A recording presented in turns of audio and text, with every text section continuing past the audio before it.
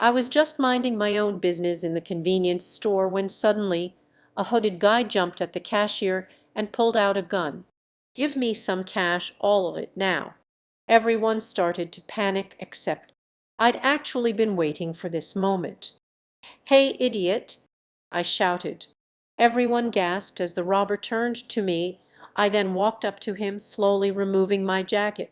"It's so hot in here, don't you think?" "Back off, sweetheart. I have a gun." "Not anymore," I said as I disarmed him.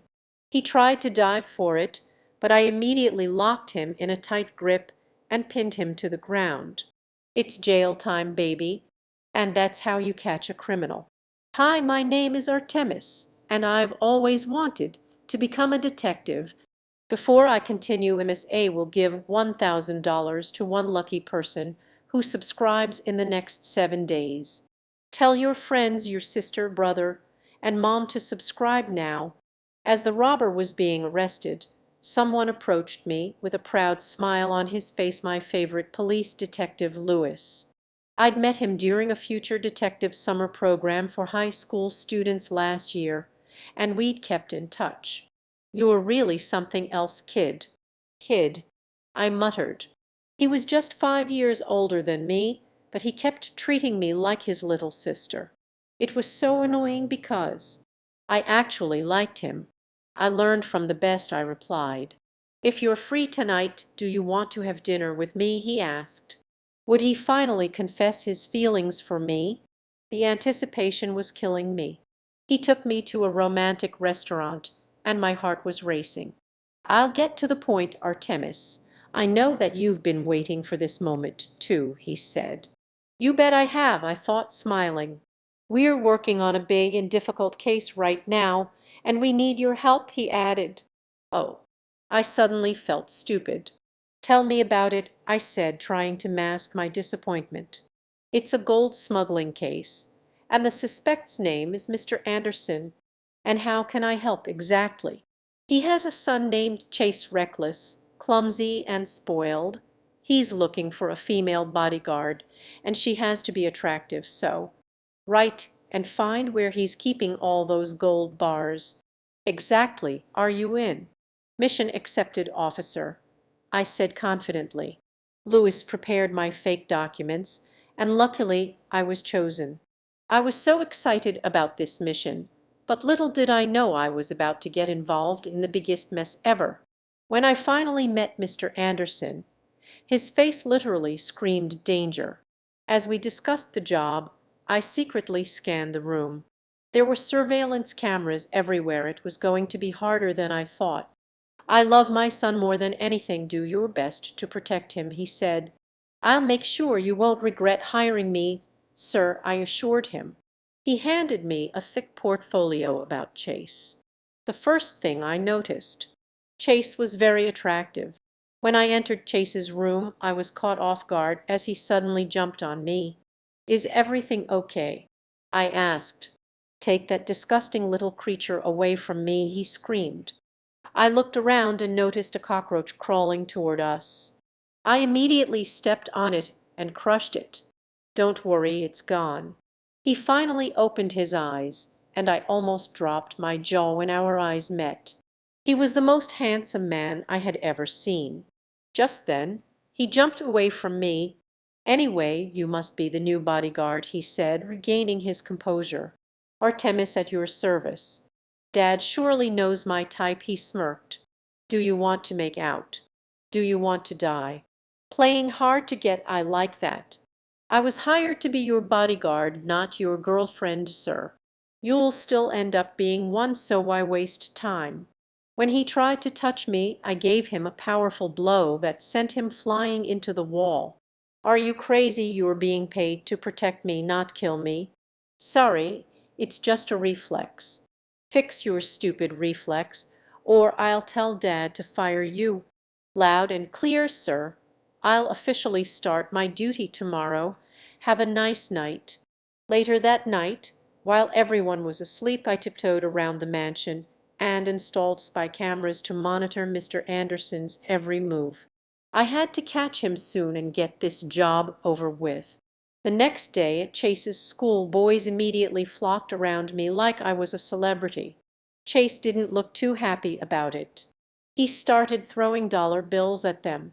$1,000 for each of you to back off and stop looking at my bodyguard, losers. And with that they all ran away.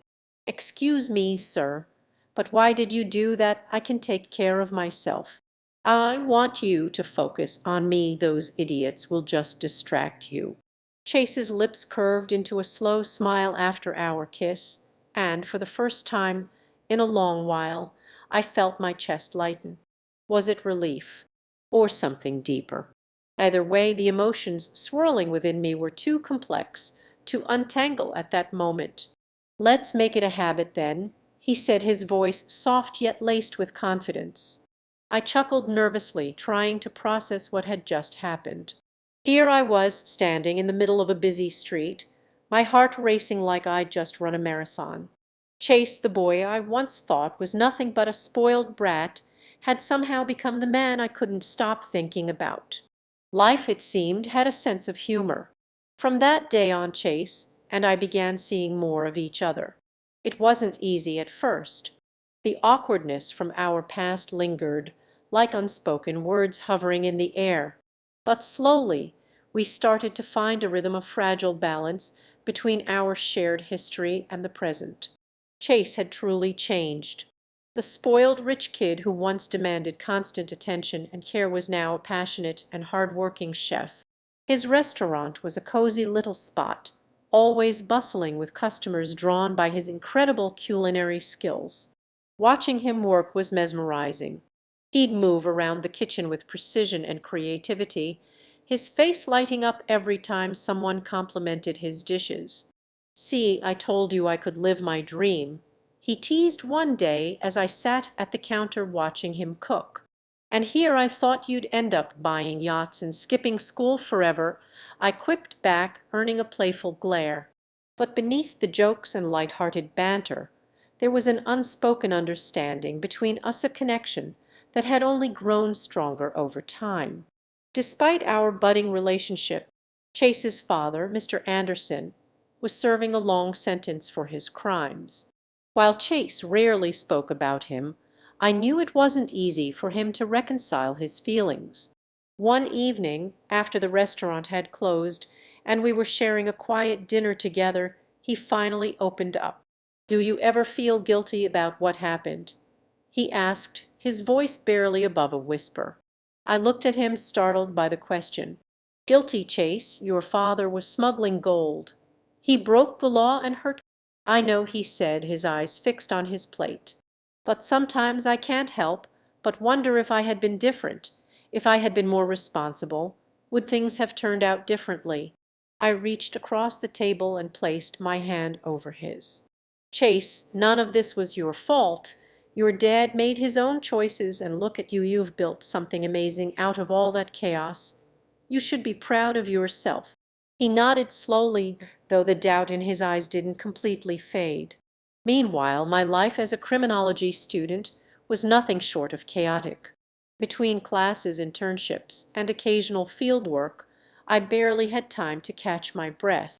Yet every free moment I had was spent with him. He became my escape, a reminder that there was more to life than solving mysteries and catching criminals. But trouble has a way of finding me even when I'm not looking for it. One evening, as Chase and I were walking back to his apartment after a movie, a masked man was holding up the shop, his hand gripping a small pistol. "Stay here," I told Chase, already slipping into detective mode. "Like hell I will," he said, grabbing my arm. "You're not doing this alone." I wanted to argue, but the determination in his eyes stopped me. Together we approached the scene cautiously. As the robber made his demands, Chase did something unexpected. He started yelling at the man, distracting him long enough for me to tackle him to the ground. With the help of some bystanders, we restrained the thief until the police arrived. "You're insane," I told Chase afterward, my heart still racing. "And you love it," he replied with a grin, his arm wrapping protectively around me. As the weeks turned into months, Chase and I began talking about our future. It felt surreal, this idea of building a life together. For so long my focus had been on my career, on following in my father's footsteps. But now, for the first time, I was thinking about what I wanted. One night, as we sat on the roof of his apartment building, staring at the stars, Chase turned to me with a serious expression. "Artemis, I know our story didn't start in the most traditional way, and I know we've both been through a lot, but you are the best thing that's ever happened to me. I don't want to lose you." I felt tears prick my eyes as he reached into his pocket and pulled out a small velvet box. "I'm not asking you to decide right now," he said, his voice trembling slightly. "But I want you to know that whenever you're ready I'll be here." My heart swelled as I looked at the ring, inside simple, elegant, and undeniably perfect. "I'm not ready yet," I admitted, my voice barely above a whisper. "But I'm getting there." He smiled, pulling me into a warm embrace. "That's all I need to hear." Life with Chase was anything but ordinary, but I wouldn't have it any other way. Together we faced the challenges of our past, celebrated the joys of the present, and dreamed about a future filled with love, laughter, and maybe even a little chaos. Because if there's one thing I've learned, it's that sometimes the most unexpected journeys lead to the most beautiful destinations.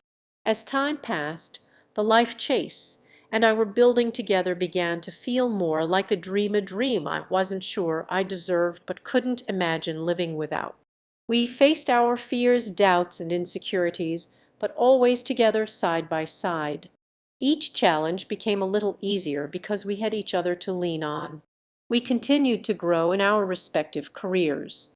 Chase's restaurant flourished, gaining local recognition, and he found satisfaction in the passion he poured into his work. I, too, found fulfillment in my criminology studies, taking on cases that pushed me to think deeper about justice and human nature.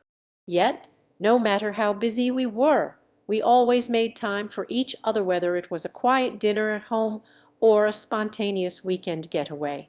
One evening, just a few days before my graduation, I found myself standing on the balcony of Chase's apartment, looking out over the city. It was one of those moments where everything felt still, like time had paused just for me to reflect. The city lights twinkled below, and in that moment I realized something important. I wasn't the same person I had been when we first met. I wasn't the jaded, broken girl hiding behind walls of sarcasm and deflection.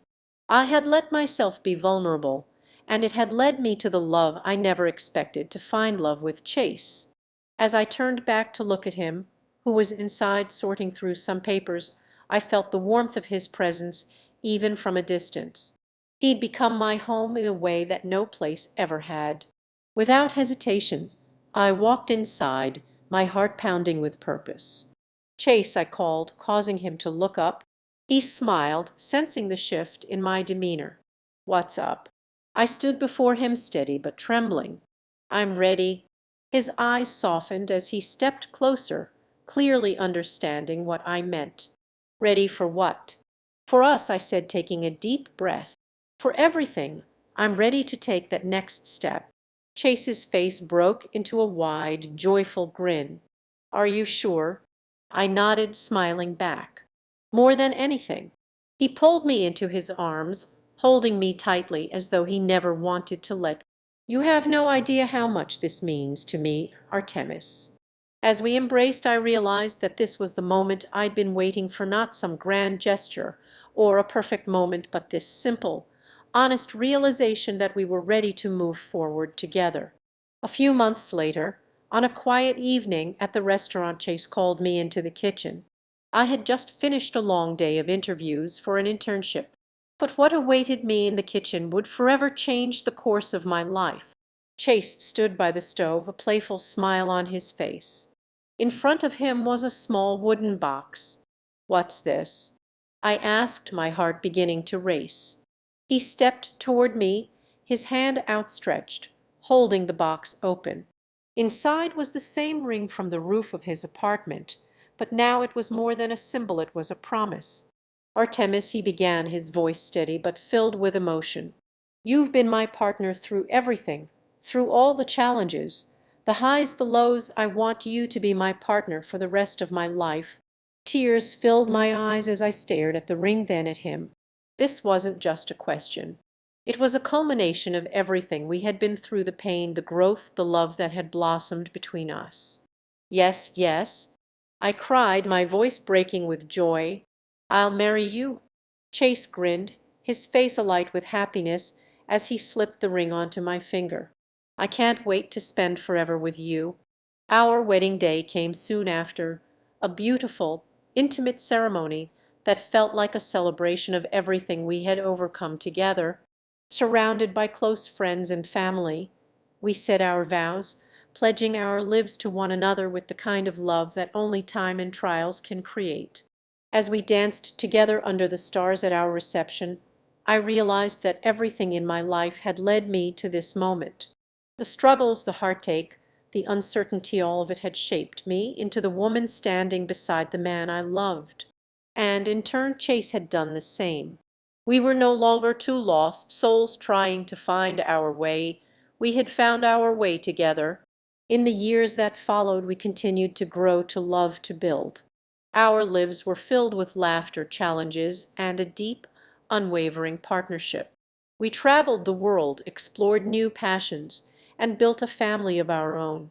And through it all, one truth remained clear.